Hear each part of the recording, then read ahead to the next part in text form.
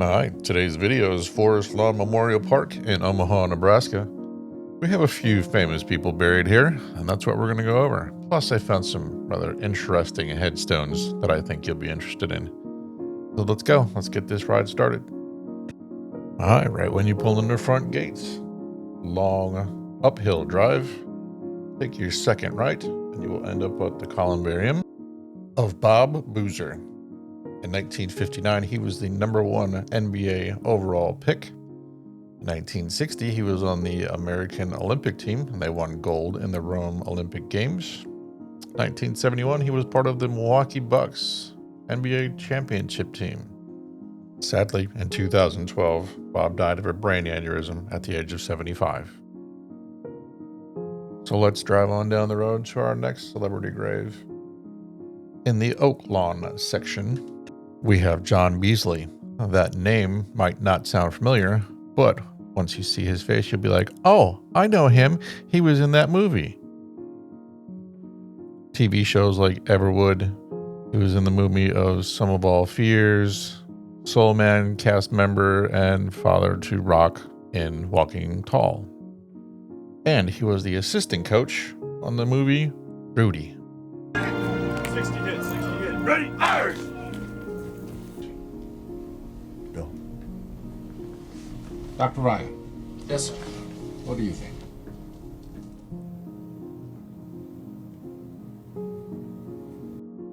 John Beasley did not start his acting career until he was in his mid-40s. He also established the John Beasley Theater and Workshop in South Omaha and worked there for 12 years. On May 30th, 2023, at the age of 79, John Beasley passed away here in Omaha. And directly across the road from Mr. Beasley is Gale Sayers. Give me 18 inches of daylight. That's all I need.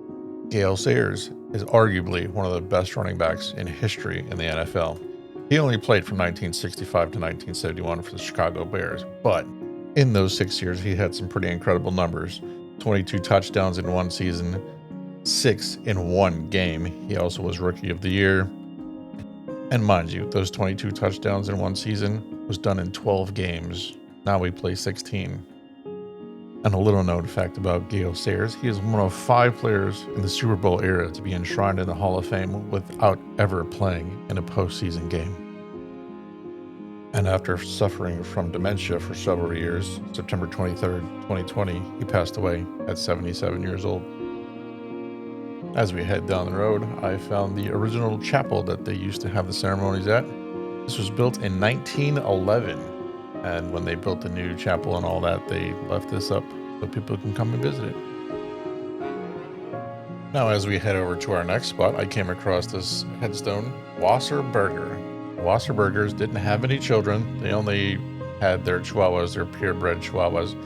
They had purchased this monument in 1938 at a cost of $3,500, which in today's money is somewhere around $80,000. In Omaha, this is fairly famous. If you just type in Wasserburger Omaha, you can find this anywhere. But I like it just because it's like old schoolness, ornateness. You don't see many headstones like this anymore. A fettuccine in 1981. The only thing we serve is tongue.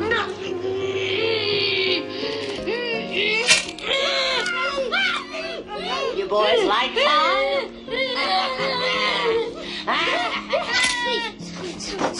And right across the road from the Wasserburgers is Ann Ramsey. Now, that might not sound familiar, but from the clip you've seen, Mama Fratelli.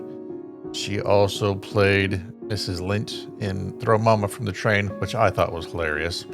Her unmarked grave is right here. Who's this? This is Cousin Patty. He's gonna be staying with us for a while. Isn't that nice? You don't have a cousin Patty. You lied to me. You'll notice in the first clip as Mama Fratelli, she did not have slurred speech. In the Throw Mama from the Train clip, she had slurred speech because in 1984 she had esophageal cancer. and had part of her jaw and tongue removed, which gave her that slurred speech. And in real life, she was married to actor Logan Ramsey, which they did a few movies together. So can you please just do a couple of lines from Hamlet, please? For the sandpiper. Leave me alone. Do Cleopatra for me, please, dear. Please do it. Please, do it for Eva. Ja, hej Morgan, nobody you come at me home. All those you go home and listen here. You know, the rain by 4 nightfall of Gia. I swear, by day I forswear. Sadly, she passed away at 59 years old on August 11th, 1988. I am not sure why her grave is unmarked. Her husband, Logan, is also unmarked, and no one knows where he's buried either.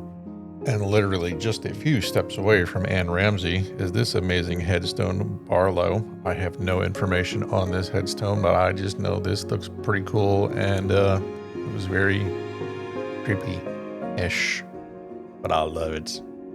And here we have another Omaha famous individual, Henry Dorley. Now, if that name does not sound familiar, if you have ever been to the Omaha Zoo, it is called the Henry Dorley Omaha Zoo. His beginning in Omaha was a reporter for the Omaha World Herald. He failed miserably at being a reporter, but he got away with it because he married the owner's daughter. And in 1934, he took over the newspaper when his father-in-law passed away. He retired from the newspaper in 1950, and he passed away in 1961 of an apparent heart attack. And in 1963, Margaret Hitchcock Dorley, his wife, donated $750,000 to the Omaha Zoological Society, which in today's money is approximately $7 million. Now you know why it's called the Henry Dorley Omaha Zoo. Now let's fly over to the next location, where I found a very interesting headstone I had not seen before of Swanson. Kurt Swanson had a very interesting cowboy boot look with a bench. Swanson is fairly interesting because it's right next to Gilbert Swanson. And if Gilbert Swanson doesn't sound familiar, he is the man that invented the TV dinner. Yep, that TV dinner from the 1950s, where they used to have the aluminum trays and the Thanksgiving dinners and all that stuff. His company is the one that invented it. And right here, all in a row, is his father, C.A. Swanson. He was the one that invented the food company, which really didn't go anywhere until the TV dinner started taking off. He had some military contracts with feeding the military personnel in the 40s, but that was about it. And next to him, W. Clark Swanson. He worked for the directors of the Campbell Soup Corporation that bought out Swanson in the 50s. And what makes this gravestone unique is it used to have arms. I did a little bit of research. I could not find out why the arms are gone. I don't know if it was vandals, they just fell off. I just thought it was kind of funny. And as I was heading out of the cemetery, I found this, a cannon in the middle of the cemetery for the American Legion post number 1. I just thought it was interesting placement. And yeah, there it is.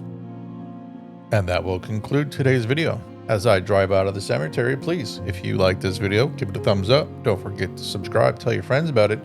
Share the video if you would. And I'll see you in the next one.